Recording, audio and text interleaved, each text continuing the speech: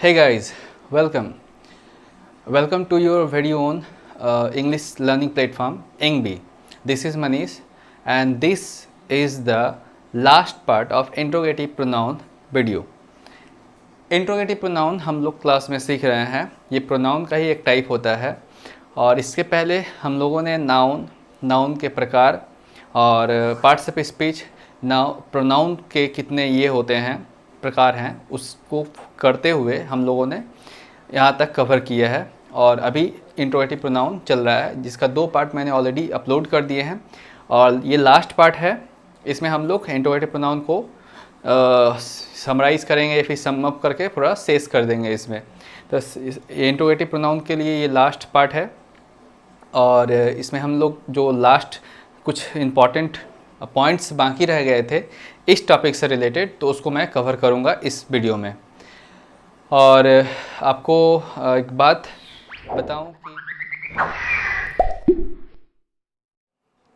कल मैंने YouTube खोला शाम को और मैंने देखा कि रात के समय में बहुत सारे चैनल जो एजुकेशनल चैनल्स हैं वो सभी तरह तरह का चीज़ों को लेकर विरोध कर रहे हैं, जिसमें आपका सबसे मेन मुद्दा जो है वो है जिस चीज़ को लेकर विरोध हो रहा है वो कि ये जो रेलवे का और एसएससी का एग्ज़ाम जो पेंडिंग पड़े हुए हैं, जो एग्ज़ाम्स कंडक्ट कराना था लेकिन गवर्नमेंट के तरफ से अभी कोई भी इसके लेकर कोई भी रिप्लाई या फिर किसी भी तरह का नोटिफिकेशन नहीं इशू किया गया।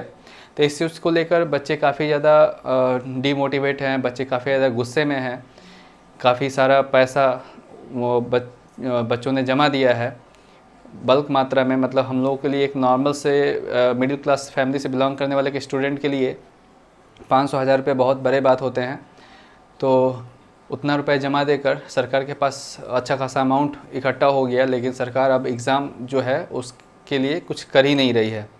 तो जो भी बात हो रहा है इस टॉपिक पर मुझे एकदम सही लग रहा है और मैं भी इस बात को सपोर्ट करता हूँ, क्योंकि ये स्टूडेंट और उसके भविष्य का बात है। क्योंकि वो अकेले ही नहीं, सिर्फ स्टूडेंट एक अकेला व्यक्ति नहीं होता है जिसको इसकी ज़रूरत होती है, बल्कि उसके ऊपर उसके पूरे परिवार डिपेंडेंट रहते हैं। तो उसको उसके परिवार को देखना होता है। उसने एक सपना देखा रहता है जॉब को पाने का, तो जो कि पूरा नहीं होता है तो बहुत ज़्यादा बुरा लगेगा। ऑब्वियसली आप सब कुछ कर रहे हो, सरकार होने के नाते आप सब कुछ पर ध्यान दे रहे हो, लेकिन जो आपका फ्यूचर डिसाइड करेगा, जिससे आपका फ्यूचर ब्राइट होगा इंडिया का, स्टूडेंट्स जो करेंगे वो आप उसको इग्नोर कर रहे हो या फिर उसको नज़रअंदाज किया जा रहा है।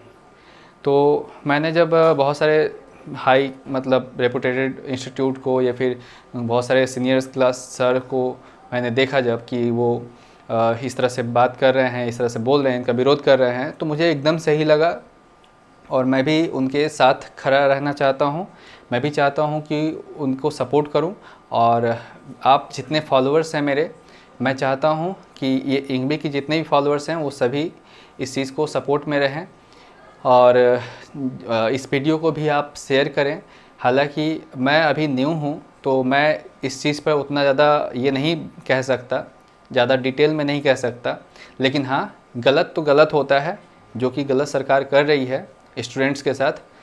तो उम्मीद करता हूँ आप लोगों को भी इसका ये जो है सरकार इस पर जल्दी फैसला लेगी और कुछ ना कुछ उपाय इसका ढूंढ निकालेगी। लेकिन सच में बहुत ज़्यादा देर हो गया है, क्योंकि काफ़ी ज़्यादा लोग बैठे ही सिर्फ इसी तरह से बैठने से नहीं होने वाला है। समय बीत रहा है, लोग बच्चों का उम्र भी हो रहा है और तरह तरह का जो ये होते हैं प्रॉब्लम्स होते हैं उन सभी चीज़ों को भी फेस करना पड़ रहा है। मैं मानता हूँ कि कोरोना जो सिचुएशन है, इस सिचुएशन के दौरान बहुत सारी चीज़ें ठप पड़ गई हैं और सभी चीज़ों को ओपन करना मतलब पॉसिबल नहीं है। लेकिन इसका मतलब ये नहीं कि आप मेन चीज़ जिससे जिससे मतलब शिक्षा को बोला जाता है कि इससे बढ़कर कुछ होता ही नहीं, ज्ञान से बढ़कर, और उसी चीज़ को आप बंद करके रखे हुए हैं, बाकी सभी चीज़ों को खोला जा रहा है। लेकिन इस चीज़ के लिए कोरोना का इशू बताया जा रहा है। तो ये अपनी अपनी ये प्रॉब्लम है, लेकिन मैं इसका सीधा विरोध करता हूँ इस बात का और मैं चाहता हूँ कि आप लोग भी इस चीज़ को सपोर्ट करें और सरकार से मांग किया जाए कि जितना जल्द हो सके ये एसएससी के जो एग्ज़ाम्स हैं, रेलवेज़ के जो एग्ज़ाम्स जो पेंडिंग पड़े हुए हैं कई सालों से मतलब क्या साल 1.5 साल 2 साल होने ही चला है लगभग, तो इस चीज़ का हमें ये करना चाहिए, सपोर्ट करना चाहिए। तो इसी के लिए मैं जस्ट ये बात बोल रहा हूँ। तो अब हम लोग आगे बढ़ते हैं, हमें तो अपना काम करना ही पड़ेगा।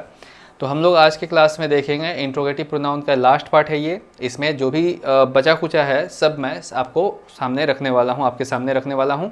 सभी चीज़ों पर हम लोग डिस्कशन करेंगे और देखना शुरू करते हैं। लेकिन उससे पहले जो लोग नए हैं उसके लिए मैं बता दूं कि मैं किसी भी चीज़ को काफ़ी डिटेल में बताना पसंद करता हूं, स्पेशली इंग्लिश जो मेरा सब्जेक्ट है।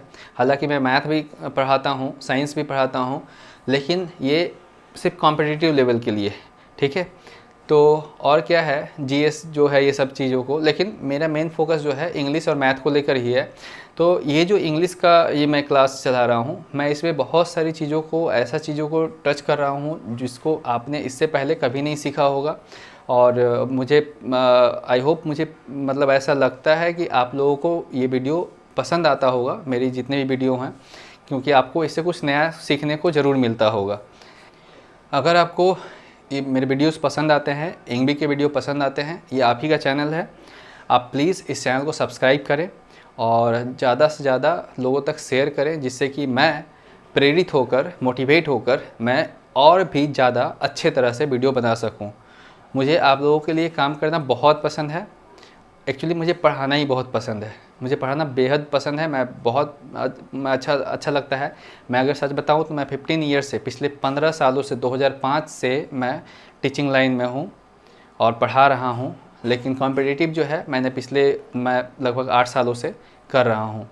तो मैं चाहता हूं कि आप लोगों का सपोर्ट मुझे मिले, जिससे कि मैं और आगे बढ़ूं और आप लोगों के लिए ऐसे चीज़ें लाऊं लगे कि हाँ, आप लोग एकदम कुछ नया सीख रहे हैं, पहली बार सीख रहे हैं ऐसी चीज़ें।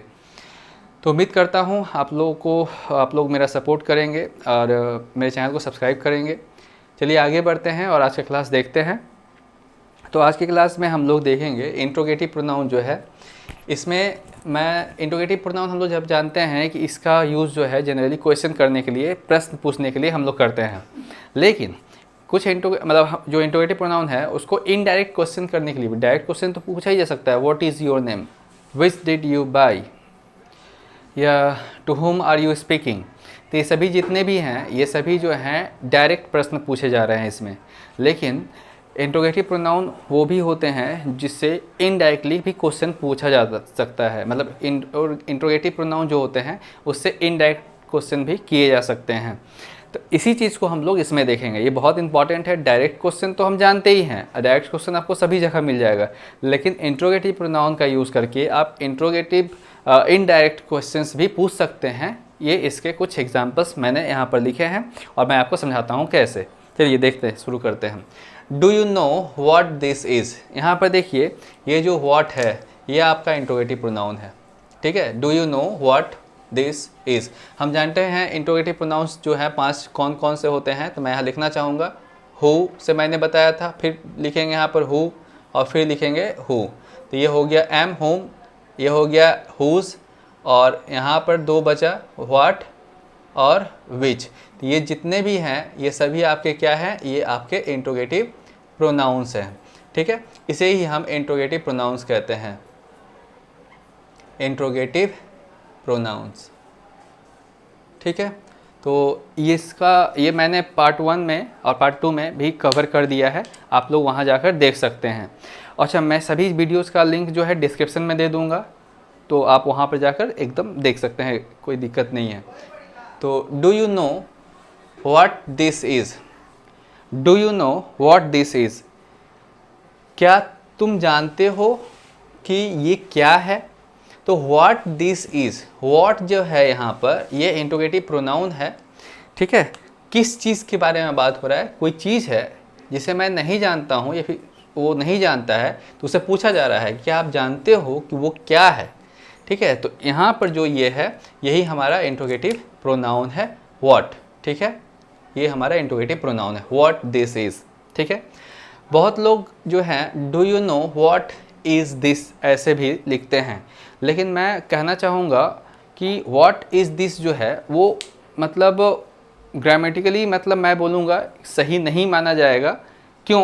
क्योंकि जब मैं प्रश्न यहाँ पर कर रहा हूँ तो डू यू नो जब मैंने बोल दिया ये बात, तो इसके बोलने से क्वेश्चन जो है ऑलरेडी ये बन गया, ठीक है।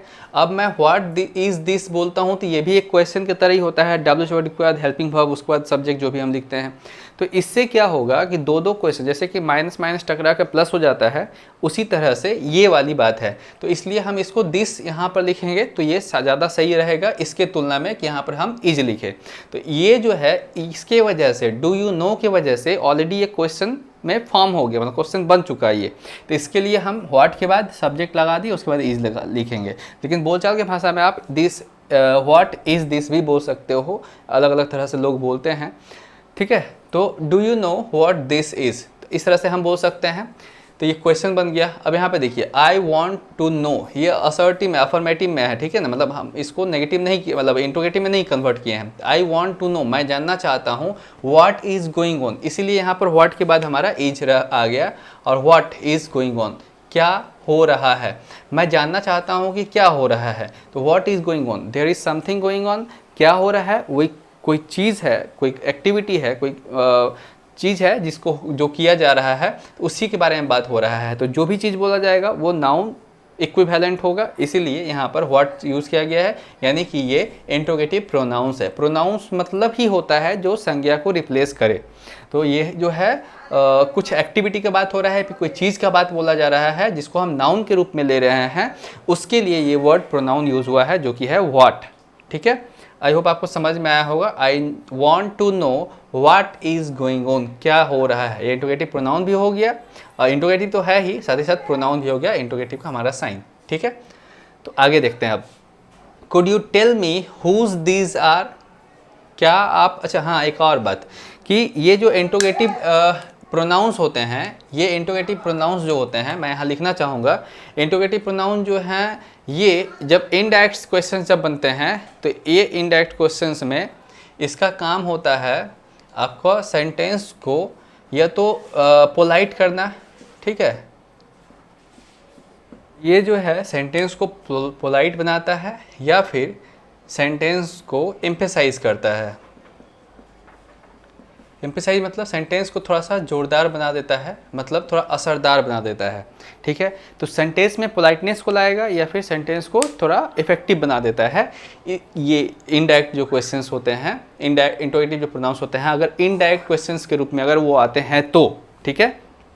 जैसे कि यहाँ पर आप देखिए, डू यू नो, लग रहा है कितना प्यार से पूछा जा रहा है, प्रश्न तो किया जा रहा है लेकिन कितने प्यार से पूछा जा रहा है। Do you know what this is, क्या आप बताओगे कि ये क्या है, ठीक है। आई वॉन्ट टू नो, मैं जानना चाहता हूँ। देखिए पूछने वाला आदमी डायरेक्ट क्वेश्चन पूछ लेता है, लेकिन हम जब आई वॉन्ट टू नो कुछ ऐसा बोलते हैं तो could you please tell me या फिर would you please tell me, इस तरह से हम वर्ड यूज़ करते हैं, सेंटेंस फ्रेज बोलते हैं। तो ये जो होते हैं ये सेंटेंस में एक नम्रता को दर्शाता है कि हाँ सेंटेंस बहुत पोलाइटली बोला जा रहा है। जैसे कि आई वांट टू नो, मैं जानना चाहता हूँ, व्हाट इज़ गोइंग ऑन, कि क्या हो रहा है। तो एक हम्बली इस चीज़ को बोला जा रहा है, पोलाइटनेस के साथ बोला जा रहा है, ठीक है। Next number, could you tell me whose these are, क्या आप मुझे बताओगे कि ये चीज़ें जो हैं किसकी हैं। तो क्या आप मुझे बताओगे कि ये चीज़ें किसकी हैं। ये कुड यू जो लगा दिया ना, जिसके वजह से ये प्रश्न तो हो गया, लेकिन ये प्रश्न जो है आपका हुज जो है यहाँ पर, ये आपका इंट्रोगेटिव प्रोनाउन है, लेकिन ये जो है पोलाइटनेस को दर्शा रहा है, कितना पोलाइटली बोला गया है, ठीक है। तो पोलाइटनेस को ये दर्शा रहा है, ठीक है। अभी देखिए, she wants who to come to the party, वो चाहती है क्या, who to come to the party, कौन पार्टी में आए, ठीक है। तो यहाँ पर ये बात जो बोला गया है ये हमारा इंट्रोगेटिव प्रोनाउन है, और ये सेंटेंस थोड़ा असरदार हो गया, ये पोलाइट नहीं बोलेंगे इसको, ये असरदार एम्फेसाइज हो गया सेंटेंस। कैसे, सी वॉन्ट्स, वो चाहती है क्या, who to come to the party, कि पार्टी में कौन कौन आए ये वो जानना चाहती है, मतलब ये तो वो चाहती है वो, ठीक है, इस बात को कि who to come to the party, यहाँ पर हु पर जोर पड़ रहा है, ठीक है। सेंटेंस को हम कैसे बोलेंगे, she wants who to come to the party, कि कौन जो पार्टी में आए उसका नाम जानना चाहती है, उसको जानना चाहती है कि कौन पार्टी में आएगा, ठीक है। तो ये जो है सेंटेंस को एम्फेसाइज कर रहा है और ये जो है यहाँ पर इंट्रोगेटिव प्रोनाउन है।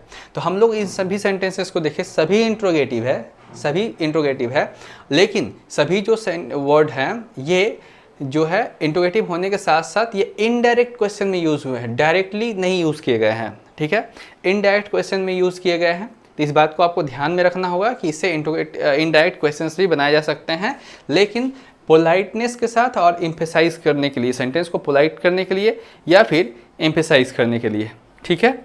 आगे बढ़ते हैं। अभी देखिए इंट्रोगेटिव प्रोनाउंस जितने होते हैं उसमें आप सफिक्स के तौर पर ये तो एवर या फिर सो एवर यूज़ करते हैं, ठीक है। एवर और सो एवर क्यों लगाते हैं हम? तो एवर और सो एवर लगाने का जो कारण होता है वो होता है सेंटेंस को एम्फैटिक करना। एम्फैटिक मतलब यही एम्फेसाइज जिसको हम लोग बोलते हैं, मतलब सेंटेंस में हम जोर लगाना चाहते हैं, हम सेंटेंस को काफ़ी असरदार बनाना चाहते हैं, इसके लिए हम जो है एवर या फिर सो एवर का यूज़ करते हैं। चलिए देखते हैं कैसे। जैसे कि वॉट एवर डिड यू से, तुमने जो भी कहा, ये तो तुमने जो कहा, तो तुमने जो कहा ये जो है वॉट एवर, जो भी, ठीक है। वॉट एवर डिड यू से, तुमने जो भी कहा या फिर तुमने क्या कहा, तो कहने का मतलब ये है कि तुमने एक बात जो कहा उस बात को मैंने गौर नहीं किया, ठीक है, कहने। और व्हाट्स एवर मतलब जो भी तुमने बात कहा, ठीक है, मतलब किसी एक बात को लेकर नहीं बोला जा रहा है, तुमने जो भी कहा वो। तो व्हाट एवर डिड यू से, जो भी तुमने कहा या फिर तुमने जो भी कहा, तो ये जो है ये सेंटेंस में, इसके वजह से सेंटेंस जो है थोड़ा असरदार बन जा रहा है, ठीक है, थोड़ा प्रभावशाली बन जा रहा है। व्हाट एवर डिड यू से, तुमने जो भी बात कहा, व्हाट डिड यू से, तुमने क्या कहा, और व्हाट एवर डिड यू से, तुमने जो भी कहा, ठीक है। तो व्हाट एवर जो है सेंटेंस में मतलब जोर डाल रहा है, बता रहा है कि तुमने जो बात कहा वो नहीं, तुमने जो बात भी कहा, मतलब जो भी बात कहा वो। तो जो भी इसको हम बोलते हैं, क्या कहेंगे, जो भी, ठीक है। अभी देखिए whoever would believe such a story, कौन इस पर विश्वास करेगा, इस कहानी पर, इस तरह की कहानी पर कौन विश्वास करेगा। whoever मतलब भी होता है जो भी, ठीक है। यहाँ पर वस्तु के लिए ये होता है, ये वस्तु के लिए हुआ, यहाँ पर जानवर के लिए, वस्तु के लिए, लेकिन यहाँ जो हुआ व्यक्ति के लिए हुआ, जो भी या तो कोई भी, ठीक है, कोई भी, ठीक है। तो whoever would believe such a story, कोई भी इस कहानी पर विश्वास करेगा, कौन इस कहानी पर विश्वास करेगा। तो जनरली हम हु के बारे में ही बोल रहे हैं कि कौन इस कहानी पर, इस तरह के कहानी पर विश्वास करेगा, लेकिन जब हम whoever लगा देते हैं तो ये सेंटेंस क्या होता है, थोड़ा सा असरदार हो जाता है। कहने का मतलब वो सेंटेंस जो है प्रभावशाली हो जाता है। whoever would believe such a story, जो भी इंसान या फिर जो कोई भी इंसान इस कहानी पर भरोसा करेगा, ठीक है। तो ये जो है इंट्रोगेटिव तो बना रहा है, डब्ल्यूएच वर्ड है, इंट्रोगेटिव बनाएगा, इंट्रोगेटिव प्रोनाउन है, लेकिन सेंटेंस में इस चीज़ का भाव उत्पन्न कर रहा है। अब यहाँ देखिए नेक्स्ट सेंटेंस देखते हैं, whosoever is this, जो कोई भी, जिस किसी का भी, ठीक है, जिस किसी का,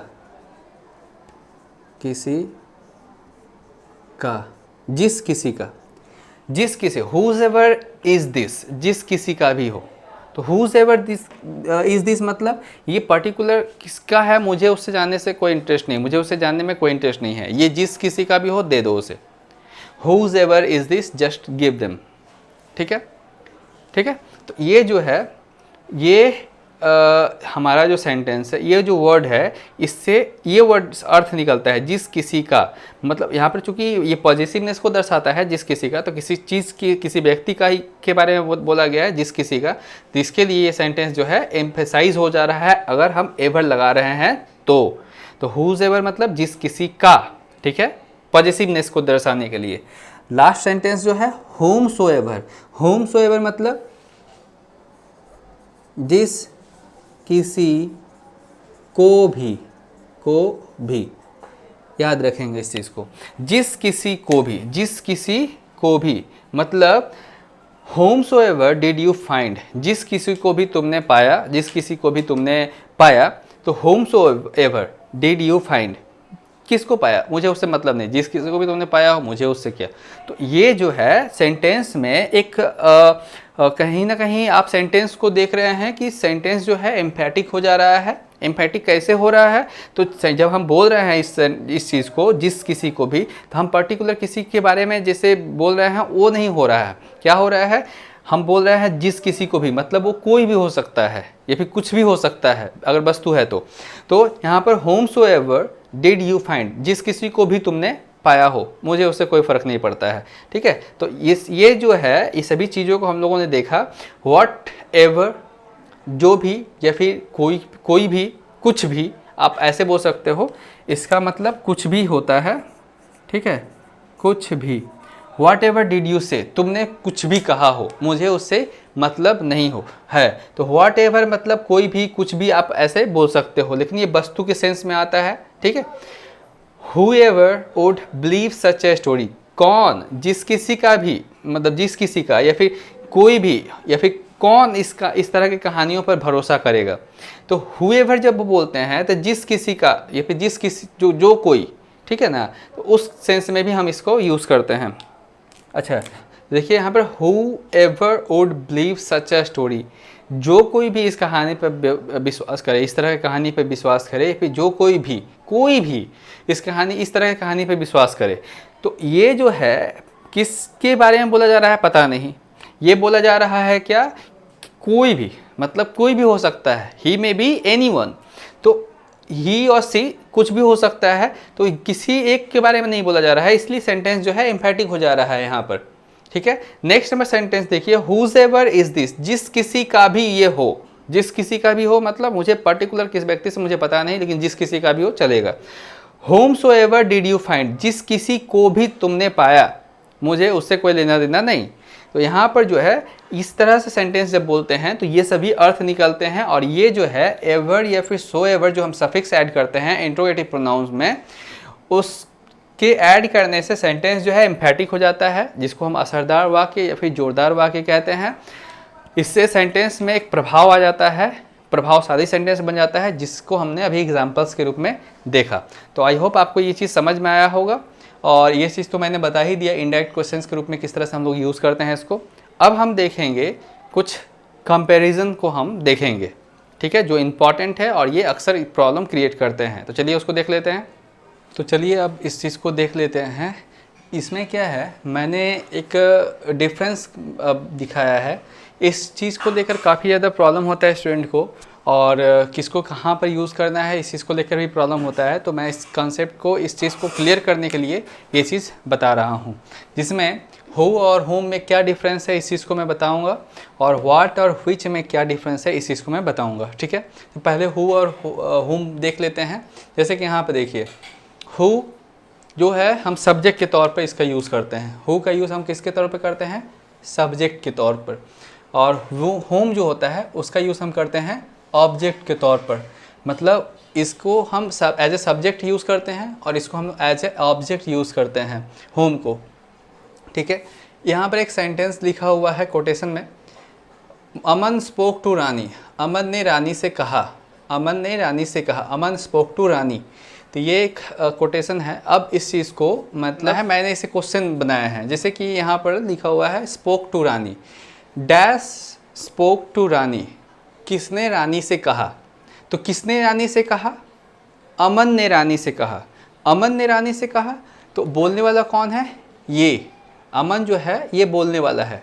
who spoke to Rani, who spoke to Rani, तो अमन स्पोक टू रानी। तो हम जब आंसर के तौर पर इस चीज़ को पा रहे हैं, जो चीज़ गायब है आंसर में, अमन गायब है, तो अमन को हम रिप्लेस जब कर रहे हैं तो उसके यहाँ पर हु से प्रश्न पूछा जा पा रहा है, इसका मतलब कि हु यहाँ पर यूज़ होगा। तो हमारा आंसर क्या हो जाएगा, हु। यहाँ पर क्या हो जाएगा, हु। तब हमारा आंसर हो जाएगा हु। हम बोलेंगे हु स्पोक टू रानी। तो देखिए सब्जेक्ट जो है इसके लिए ये हु यूज़ हुआ है। ठीक है, सब्जेक्ट के लिए हु यूज़ हुआ है। अब यहाँ पे देखते हैं, जैसे कि डैश डिड अमन स्पीक, किससे अमन ने बात किया, किससे अमन ने, हाँ तो whom did अमन स्पीक, ठीक है, whom did Aman speak, Aman ने किससे बात किया।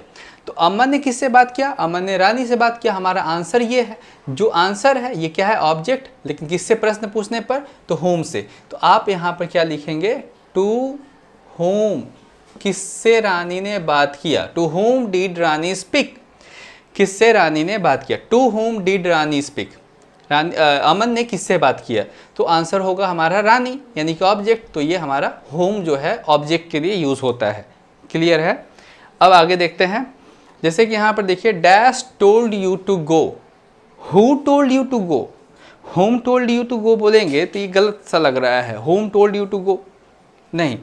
तो ये जो है who told you to go, तुम्हें किसने जाने को कहा, किसने, हु किसने कहा, तो हु किसने कहा मतलब हु, WHO हु, यानी कि किसने तुम्हें कहा जाने को, who told you to go. ठीक है। अब यहाँ पे देखिए वही चीज़ लिखा हुआ है, did you tell to go, किससे कहा गया। ठीक है, किसको कहा गया। तो हम अगर यहाँ पर देख रहे हैं, जैसे कि मैं अगर बोलूँ यहाँ पर to whom did you tell to go, तुमने किससे कहा जाने के लिए, to whom did you tell to go, तुमने किसे कहा जाने के लिए।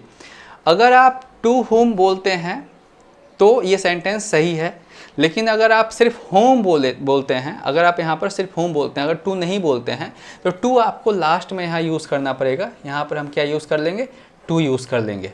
तो क्या हो जाएगा, whom did you tell to go to. ठीक है, क्लियर है। Whom did you tell to go to, तुम्हें जाने के लिए किसने कहा।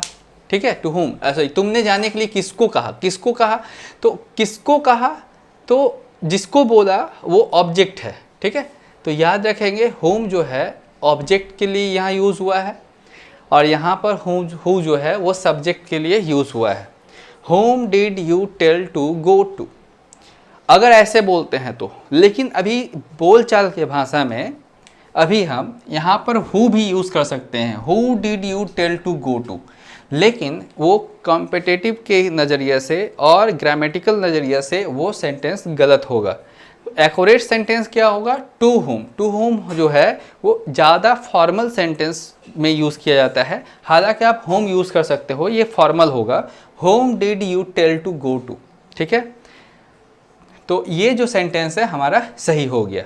ठीक है, याद रखेंगे प्रीपोजिशन जो टू है उसको हम लास्ट में यूज़ कर लेंगे। ठीक है, यहाँ पर अगर टू सामने नहीं यूज़ करेंगे तो।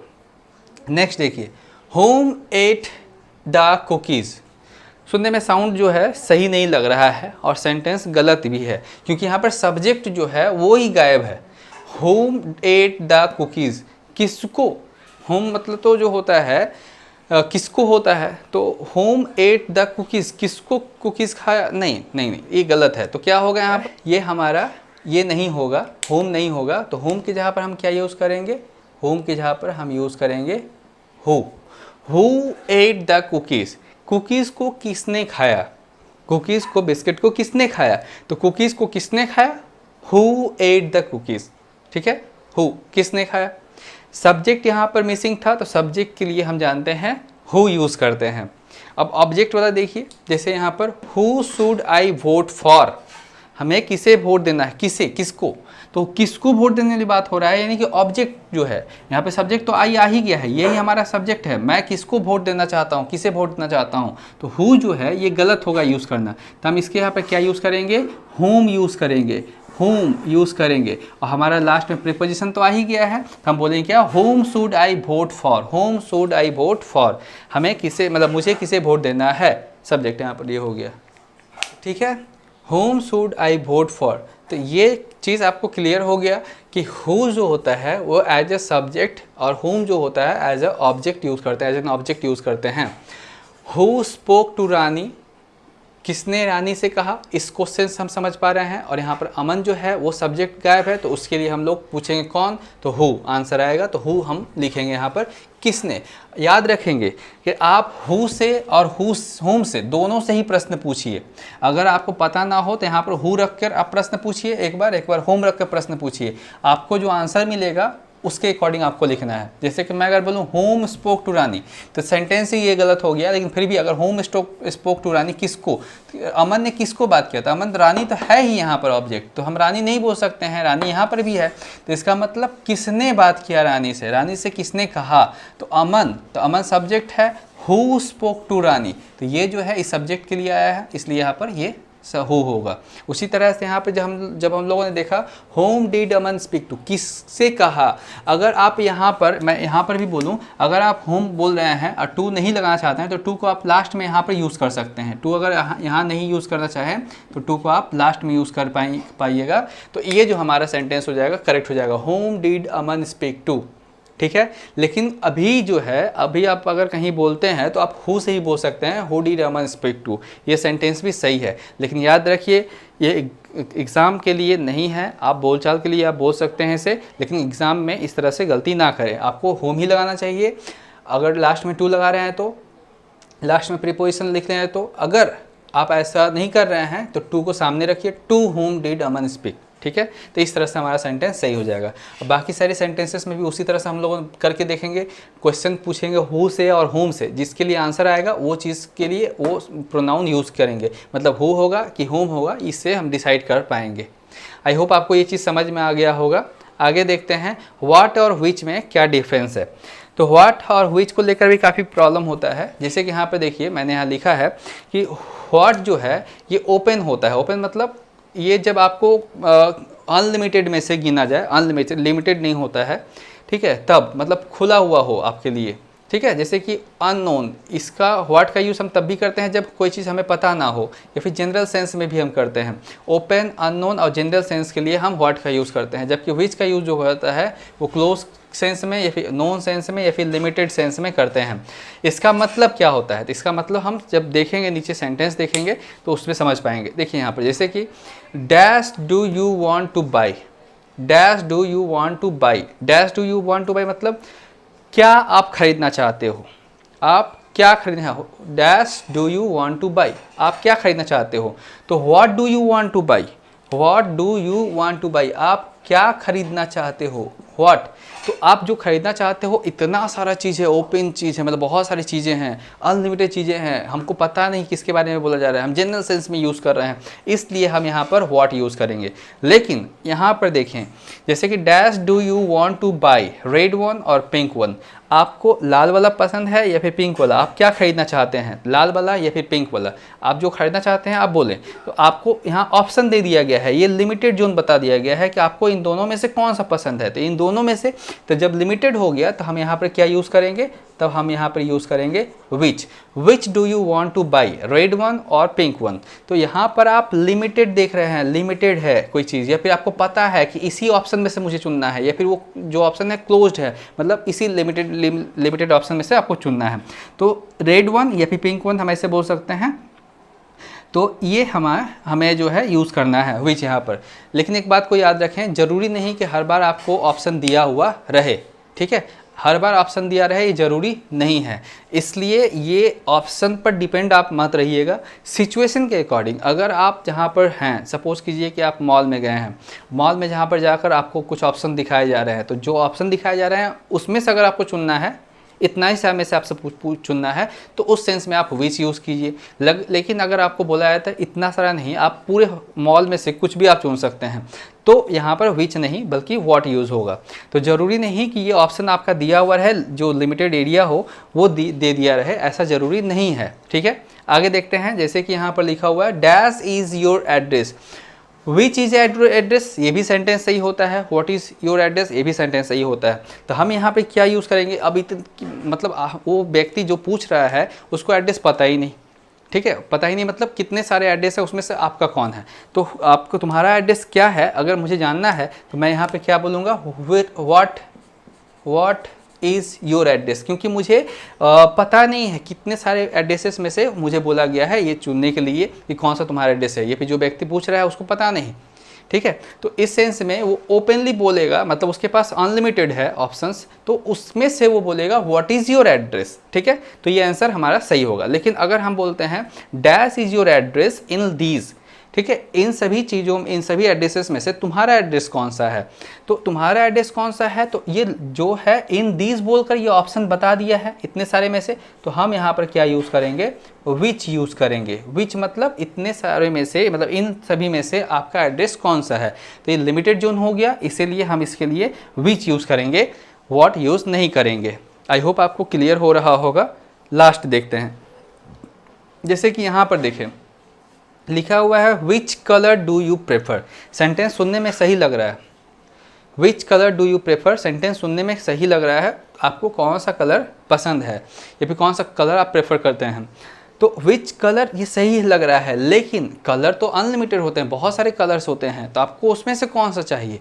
जब ऐसा पता चल रहा है कि उतने सारे कलर्स में से चुनना है, यानी कि वो ओपन हो गया या फिर अननोन है आपके लिए, फिर जनरल सेंस में आप बोल रहे हैं, तो ये अनलिमिटेड है, अनलिमिटेड है, ये अनलिमिटेड, ठीक है, अनलिमिटेड, ठीक है। तो अनलिमिटेड में से आपको चुनने के लिए बोला जाएगा, तो वहाँ यहाँ पर विच नहीं बल्कि हम क्या यूज़ करेंगे, व्हाट यूज़ करेंगे। What colour do you prefer, कौन सा कलर या फिर क्या कलर आपको चाहिए, ठीक है, क्या कलर आप प्रेफर करते हैं। लेकिन अगर आप यहीं पर देखते हैं dash colour do you prefer, red और ब्लू, आपको कौन सा कलर चाहिए, लाल या ब्लू, तो आपके पास पर्टिकुलर एक लिमिट, ऐसा नहीं कि दो ही रहेगा, दो से ज़्यादा भी रह सकते हैं। लेकिन अगर आपको एरिया पता है, आपको आपका जोन पता है कि इस चीज़ में से ही, इसी लिमिटेड ऑप्शन में से आपको चुनना है, तो आप उसके लिए व्हाट नहीं यूज़ करेंगे बल्कि क्या यूज़ करेंगे, विच यूज़ करेंगे। तो क्या हो जाएगा, which colour do you prefer, red और ब्लू, आपको कौन सा कलर चाहिए या फिर कौन सा कलर आप प्रेफर करते हैं, लाल या ब्लू।